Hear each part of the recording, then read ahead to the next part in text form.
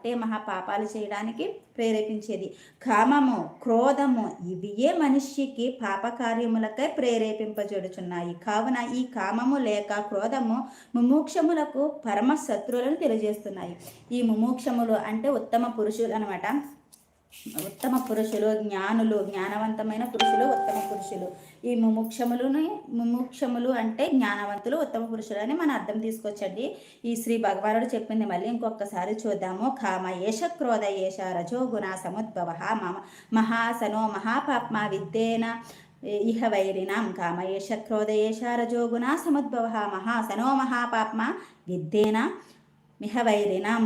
రజోగుణముల వలన పుట్టినదియు తృప్తి నొందనిదియు మహాపాతకమునకు హేతువైనదియగు కామము, క్రోధము ఇవియే మనిషిని పాపకార్యములకై ప్రేరేపిస్తున్నాయి. మనిషి పాపం చేయడానికి కామము, క్రోధము ఈ రెండు అంటే కోపము.